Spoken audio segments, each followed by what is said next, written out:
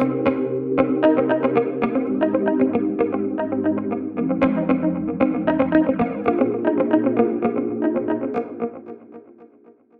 all. As many of you will know, my name is Mike Jones. I'm an archivist and collections consultant and historian, and I'm currently the Deputy Director of the Research Centre for Deep History at the Australian National University.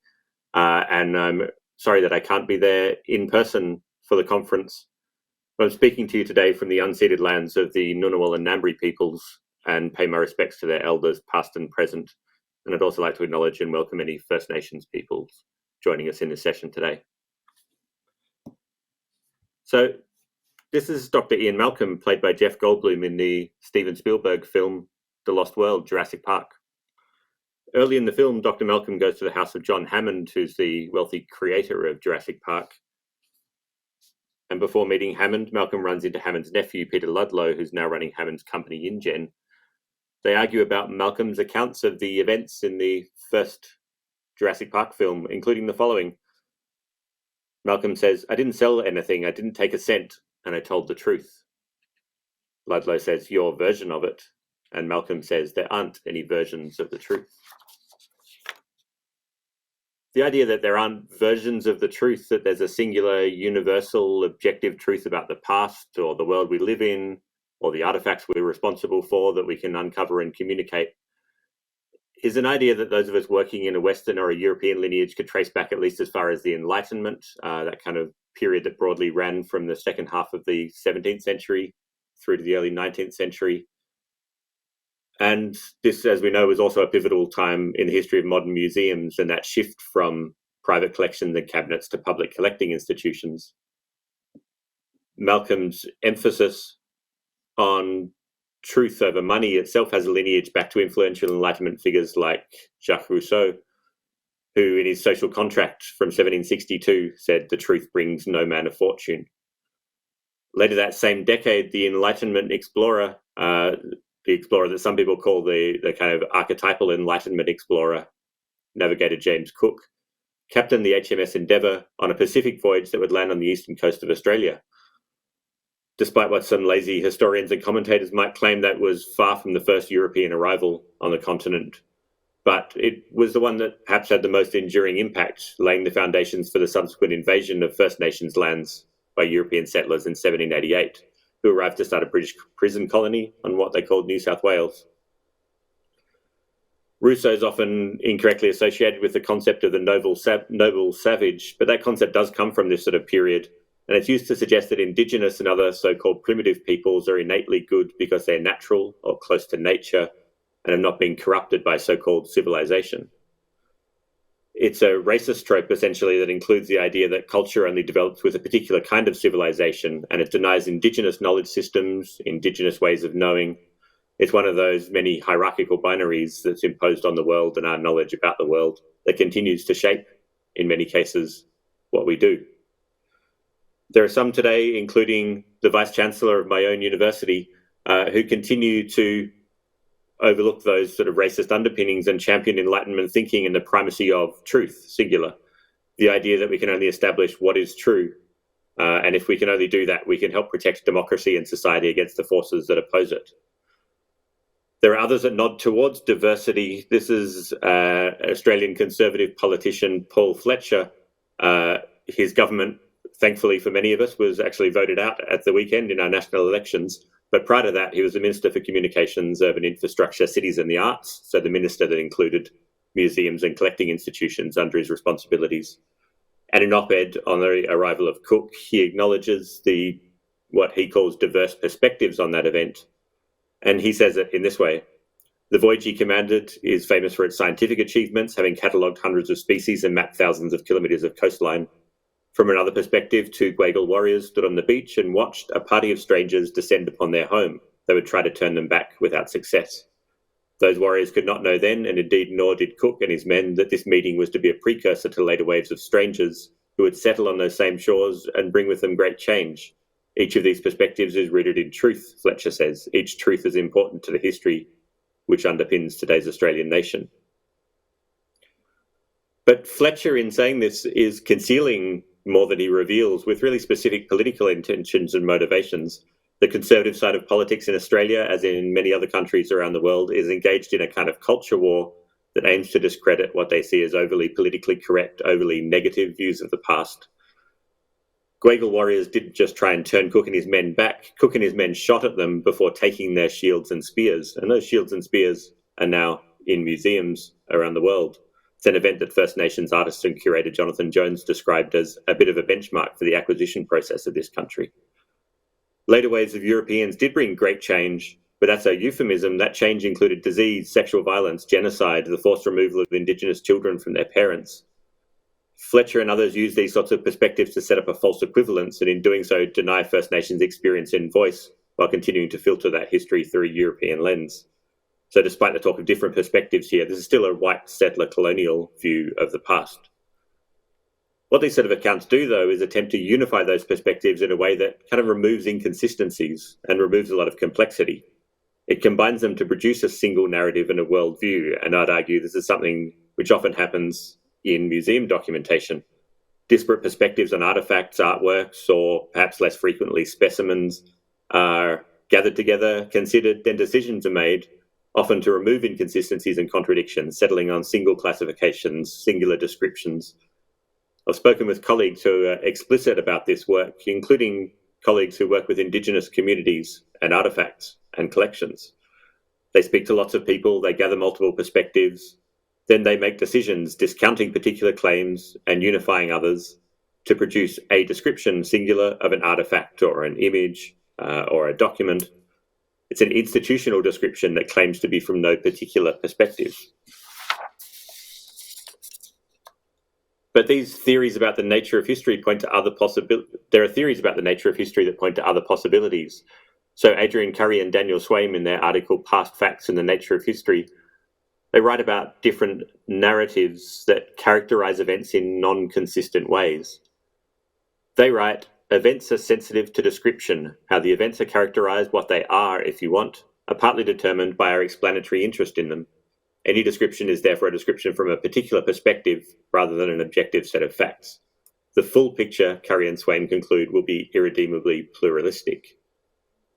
And I put this definition up on the screen that I'm sure you'll recognize. The last ICOM conference I was able to attend in person before the COVID-19 pandemic and the upheavals that shut Australia off from the rest of the world for a long time.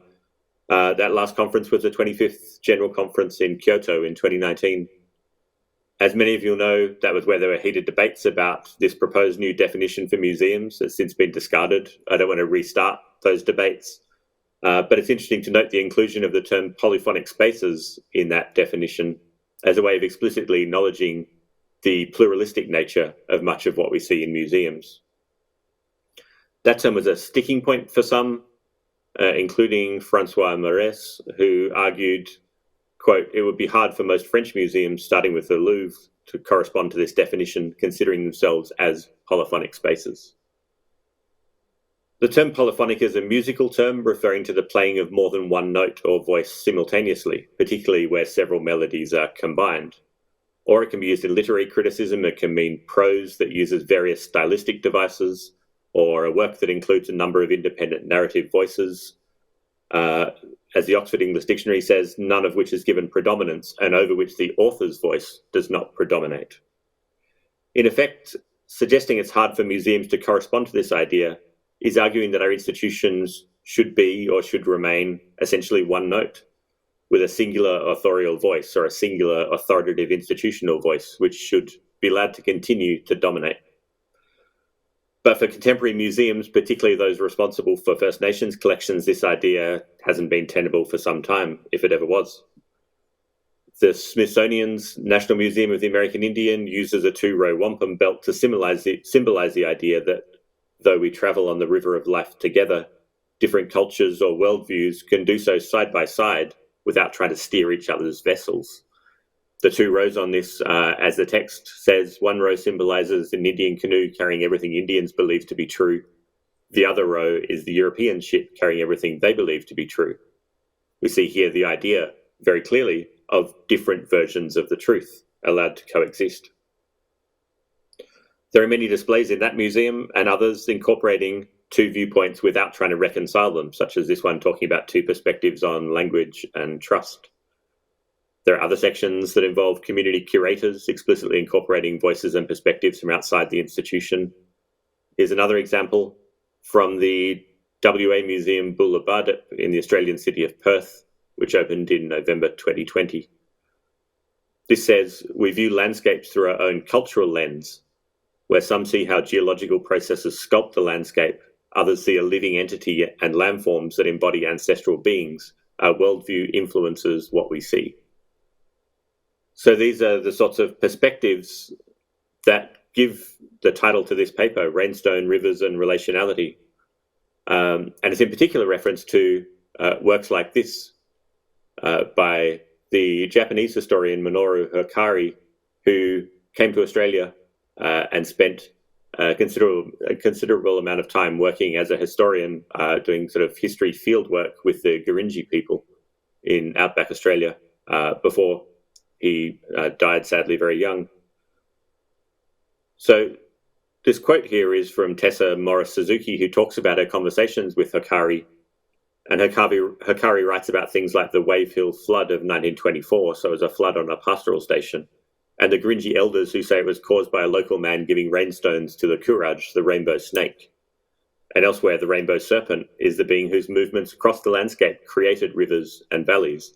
Those are the ideas of landscape creation that were mentioned in the signage at the WA Museum.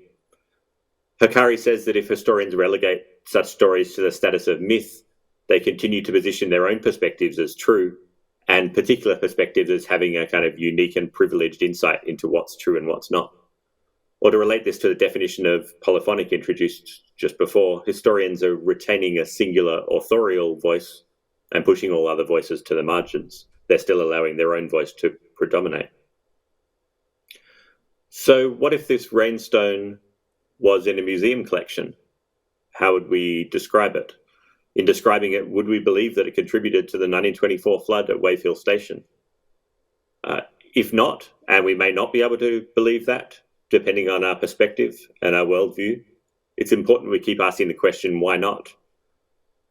And I'd add to that, if we can't bring ourselves to believe the rainstone was responsible, should we be looking to hand over the job of description or to bring others in to assist with the job of description who do believe that? So looking at some documentation examples, here's a Choctaw rain god from the National Museum of the American Indian. So though there are exhibition spaces in the museum often incorporate two or more viewpoints, their online catalogue is much less polyvocal, much less polyphonic, and more institutional. It describes the sculpture, tells us about its provenance, but nothing about, for example, the rain god himself or his place within the Oklahoma Cherokee knowledge system. Here's a pearl shell ornament from the Kimberley in Western Australia, which is now held by Museums Victoria. And the description from the documentation of this object notes, quote, "These pearls are traded over huge distances across the continent, and those that find their way to Central Australia are used in rain-making ceremonies." So there's a mention in this description of Charles P. Mountford, who recorded a ritual conducted by the Pitjantjatjara people in which these shells were used to successfully produce rain. And the description, interestingly, does just state that he recorded a ritual where these were successfully used to produce rain. It doesn't really try and relegate the use of these artifacts to myth or superstition. However, it still relies on the records of a white anthropologist as a source of truth. As for how it's classified, the documentation for this object calls it a neck ornament, calls it body decoration, but it doesn't call it a rainmaker. It doesn't refer to what, from an Indigenous community's perspective, would be the agency of this artifact in contributing to rain falling in a particular area. Thank you, Roscoe. And unfortunately, the bad news is it continues dry through the interior parts of the continent, particularly to the west of the Alice Springs region and into WA. It's been a long, long time since they saw some substantial rain in that part of the world, and all I can say is we'd like to see some come.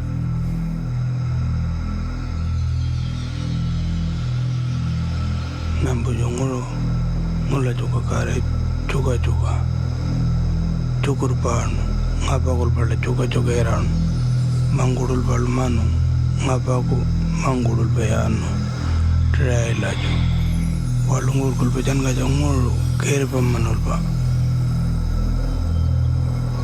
tangala lungur mani ngapa nambugulu jagulu.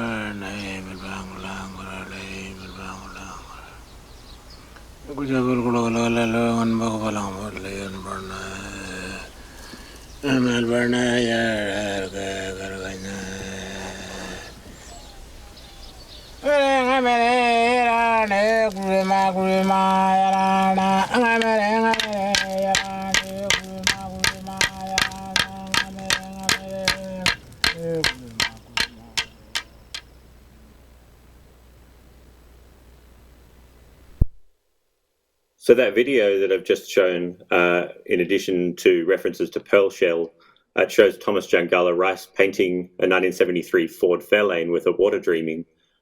And I wanted to show it to show that some of these ceremonies and these activities of some of these cultural groups continue right through to today. These are not just things from the past.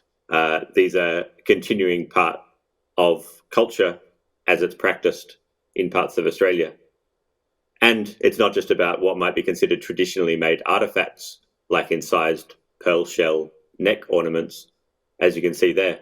It's a 1973 car painted with that water dreaming, and that car's now in a museum and has travelled around the country in various museum exhibitions. But despite the footage and despite really clear evidence that this is used as an active part of those sorts of ceremonies, it's still just described as a 1973 Ford Fairlane, as an artwork, as a decorated automobile, not as an active part of those sorts of rainmaking ceremonies. One way to better incorporate other voices and perspectives into documentation systems is to develop systems and processes that support these approaches more explicitly. So returning again to the National Museum of the American Indian, in addition to their own catalogue, they're part of projects like the Plateau People's Web Portal that's built using the Mukatu CMS. So Mukatu allows communities to expand and extend collection records, and it's a system that's also been set up in places in Australia, like at the State Library of New South Wales, for working with communities. For example, here's a basket hat that's described in that system with a basic physical description and fielded metadata from the museum. And you can see a tab up under the title in the top left of the screen under Women's Basket Hat. There's then a tab for a community knowledge section. And that community knowledge section includes a summary of some of the contributions made. It includes a traditional knowledge label. And in this case, it's a fairly open knowledge label, but that can be used to control access to information in systems like this based on things like gender or tribal affiliation.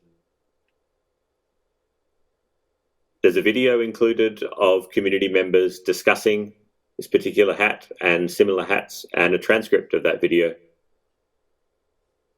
And in the transcript, it includes things like mention of people wearing similar hats to dig for sacred foods. Myra Johnson-Orange, who's one of the participants in the knowledge process, notes that you can't handle our sacred foods if your heart's not good, and you can't handle our foods if you're mad or sad, or especially if you're sad, because we don't want our foods to become that. To take a leaf out of Hikari's book, do we believe in working in documenting these sorts of things and their uses, that food can be affected if it's handled by a sad person? Because Myra Johnson-Orange does, and it's not up to the institution to challenge that idea or wrap it in layers of interpretation or qualification necessarily, just to provide a space for that voice to be included. So these sorts of projects, to my mind, are a step in the right direction, not just in our gallery spaces, but in catalogues and documentation systems too. We need to be looking for ways to include more voices and perspectives to get away from that kind of singular authorial or institutional voice. We can also think more about the hierarchies and assumptions still embedded in examples like this. The fact that the museum's data remains the landing page and the first tab in the navigation bar, with the community knowledge coming up second.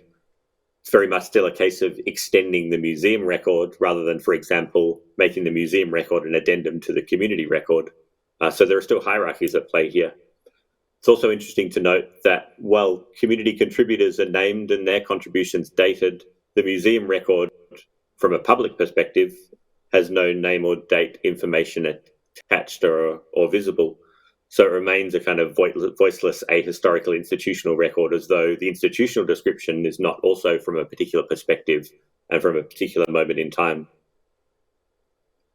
Likewise, the classifications used, even as part of the community description, they look to be from a controlled vocabulary with no information available about who created that vocabulary, whether there are other terms that could be applied, or whether communities can create and apply their own vocabularies or their own ontologies. And to have seen me speak before, you won't be surprised to hear me say that I'm slightly disappointed there are no relationships here. This remains an object-level record with descriptive information attached. But in the community video, there are discussions about ceremonies, about the practice of root digging and sacred foods. These are practices that both are documented by anthropologists and ethnographers. There are artifacts associated with these activities.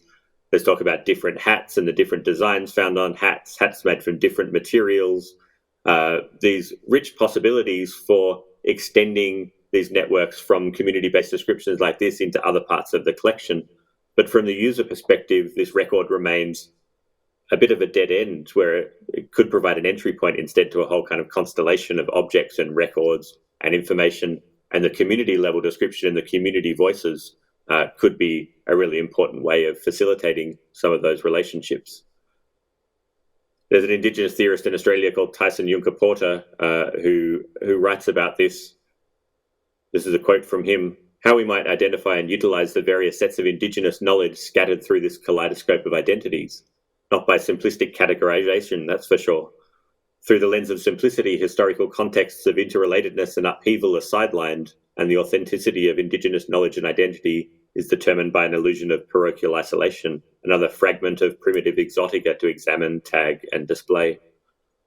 Lots of Indigenous scholars and theorists talk about how representing Indigenous knowledge systems effectively requires relationships between all sorts of different elements and what we would consider to be cross-disciplinary relationships that simply can't be captured by boxing things into particular categories or segmenting things off from others.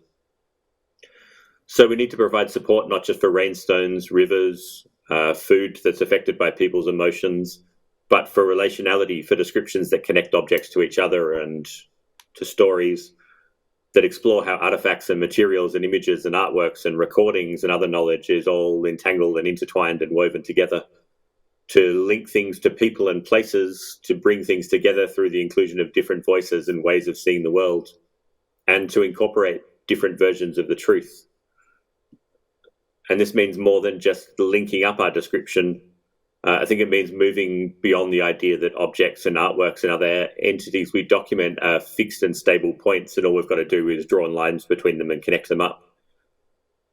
There are people like Tim Ingold that this illustration is taken from, who talk about things, institutions, objects, people, in this case community members, documentation staff, curators and others, all as agents that move through the world, and not in parallel like on that wampum belt, but in ways that mean at various points along the journey those paths meet and become entangled in interesting ways.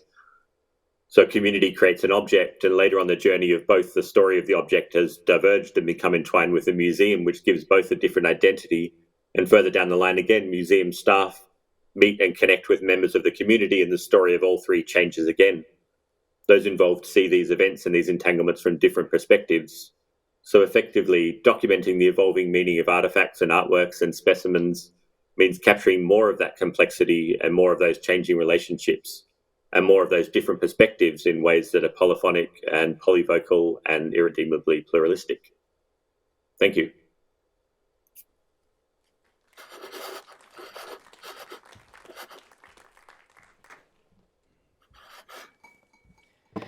Thank you, Mike.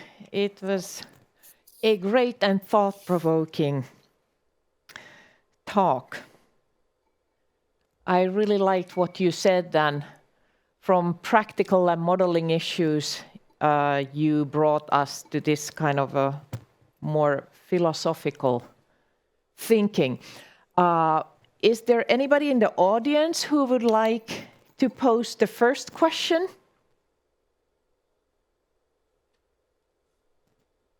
Because we have one from online. But if any of you want to raise your hand. So I will ask this one. Online participant is asking, what do you think of the new proposal of the museum definition? Do we even need one or any definition that works for everybody in the world? That's an interesting question. I was speaking about this in another presentation last week about the ideas of definitions and what it's trying to do. And personally, I think that it's not entirely necessary to have those sort of definitions and to try and lock things down. I think, thinking of this kind of pluralistic idea that something like a museum or a collecting institution should be allowed to be many things, and we should be able to kind of nurture different possibilities in museums and institutions rather than trying to nail down the nature of a museum and say, this is what we're like. There's an interesting kind of parallel. I was looking as part of that talk at the idea of nature versus nurture. And biologists have noted that when times are difficult, when we're in times of crisis, when there's social unrest, people tend to revive the idea of nature and nurture and fall back on nature and try and kind of lock down what is the nature of things and sort of fix the nature of things. But it often ends up being a kind of inherently conservative moment that's trying to explain that the world is the way it is and should stay the way it is with the systems and structures and hierarchies that we have, because this is the nature of things. And I think there have been at least some elements of the museum definition discussion that possibly fall into that category. But the newer definitions, although they're less kind of radical than the initial proposed definition, are probably approaching a relatively accurate definition to my mind of where internationally museums might be. I'm not sure that they provide a lot of sort of aspirational scope for where we might want to get to.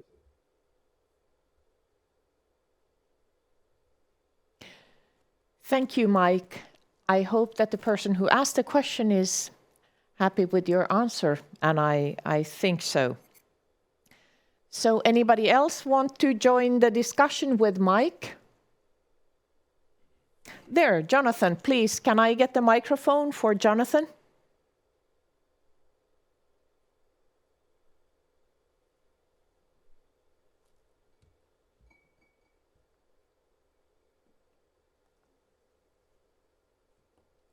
So just a second, Jonathan will get the microphone and then he will pose the question.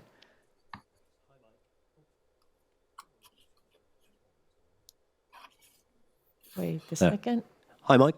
Yeah, thanks for that. Do you have an example of a documentation setup that you think does this polyvocalism well? I think there are some that start to do it well. Sorry, I'm going to struggle to answer this a bit because I can hear my own voice coming back on a slight delay. But I think there are some that start, some examples and some installations of something like Mukatu that that do provide some sort of project examples that start to really clearly incorporate community voices and allow community voices to sit alongside other descriptions. Some that are more expansive than the Plateau People's Portal that I showed, or some that are trying to be more expansive than that, although I'm not sure any of them are public at this stage. that do allow those sort of community voices and perspectives to sit alongside other sorts of descriptions in interesting ways, but don't necessarily then incorporate those relational elements and use that as a platform for the relational elements as well. There's another platform in Australia called Ara Iritaja, which does provide some interesting examples. It was used and continues to be used as a kind of community archive that underpins both collections, but also sort of exhibition projects and things. I'm not sure if people know the Songlines exhibition that came from the National Museum of Australia. It then travelled to, I think, Portsmouth, possibly, is in Berlin, either at the moment or is about to open in Berlin, and then is going to be in Paris in 2023, among other places. So that was a kind of community-generated exhibition about the idea of song lines, these kind of knowledge lines that traverse the Australian continent and go across lots of Indigenous countries and Indigenous nations. And these are sort of stories and knowledge systems and, in a way, kind of archives of community knowledge that run across the landscape that are also represented in artworks, in artifacts, in ceremony. They're the underpinnings of stories and cultural knowledge. They tell people about plants and animals, flora and fauna, the way that they can be used, about medicine, about law, all these kind of cultural and social elements. And there's a community archive that underpins that, that's run in a system called Ara Iritaja that was developed in Australia. And that incorporates some of these kind of polyvocal elements and community elements, and it allows disparate community knowledge from all sorts of communities to come together in a space and be kind of preserved and maintained in that space. The interesting thing with that as an example, though, as one to sort of raise at a conference like this, is that it's not a public knowledge archive, it's a community knowledge archive that's captured and managed for the communities. And there are some aspects of it at various times when something like an exhibition is mounted that might be used as kind of source materials for that. But it's essentially a way for the communities to manage their own knowledge. And that's another kind of step outside of the institutional authority structure, although it refers to material that was used in these exhibitions and some material that's in collections.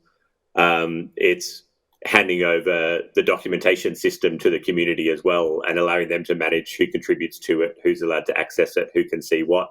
And there are many parts of that system that people working in institutions will never see.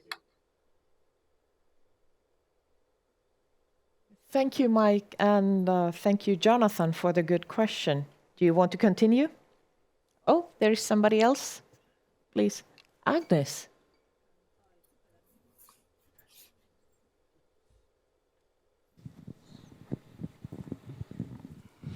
Hello, a great talk, thank you. I just had a question about how, you see, on the one hand, it feels like, how do we make knowledge accessible and searchable, but at the same time, so it feels like there's a tension between somehow creating structure and categories to allow it to be, more accessible and open and linked, but at the same time, how do you then respect those? It's almost like there's a tension there between being really structured and not structured at all. And have you got any thoughts on that?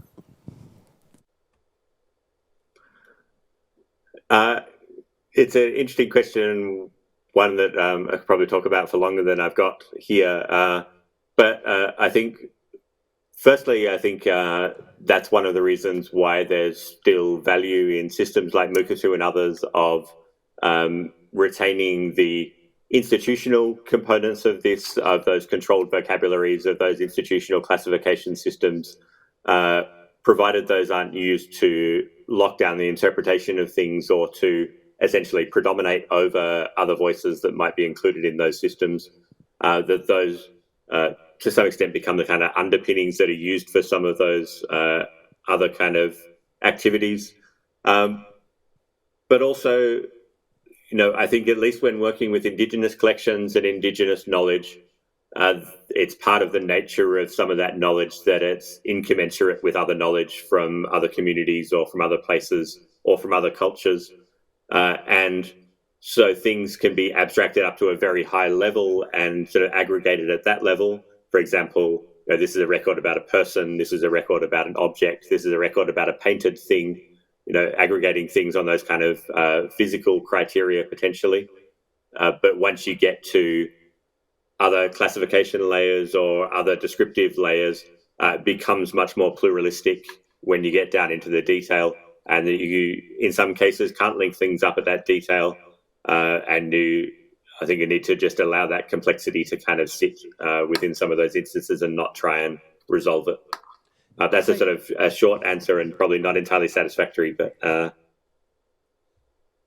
Thank you. That was really interesting. Yeah, so you're saying you can do both, essentially. It kind of, if you've got that structure, a kind of higher level, but you're not kind of going too detailed in your classifications to dictate the structure in too granular level.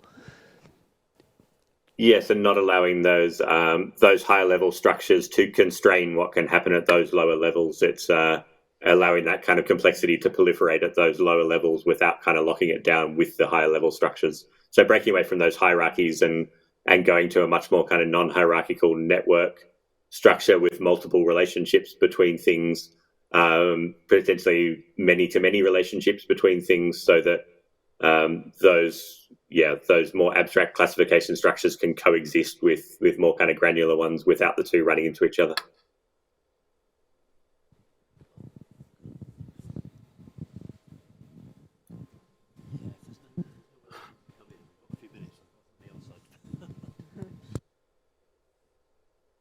So it looks like Jonathan still wanted to continue. To my understanding, we still have a couple of more minutes.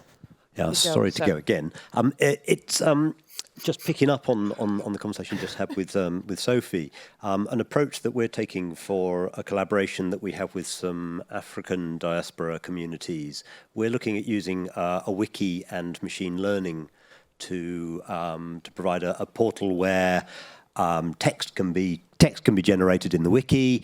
We can open that up to the community, so it's not actually open to fully publicly open, but we can open it to a self-regulating community, and those texts will be put into the same corpora as museum-generated text, and new terminology will be generated by machine learning that kind of gives both each equal value.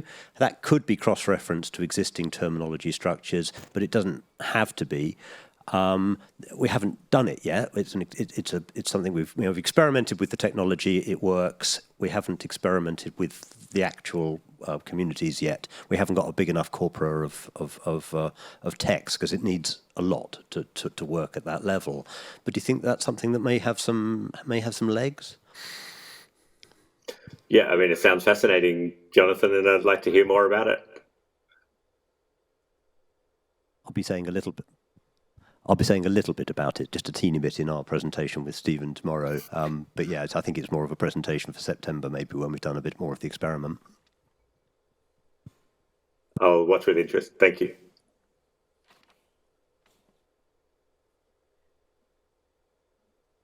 Thank you for the audience for the active discussion. And I truly think that these points, what you have brought up, they will improve any documentation which we are doing, not only the kind of, for example, Aboriginal materials documentation. They are valuable for everything, to involve the communities, to give their voices in this. I would have a lot to say, but I'd better give time for the speakers and not take the stage myself. So let's give another set of applause for Mike. Thank you. Thank you.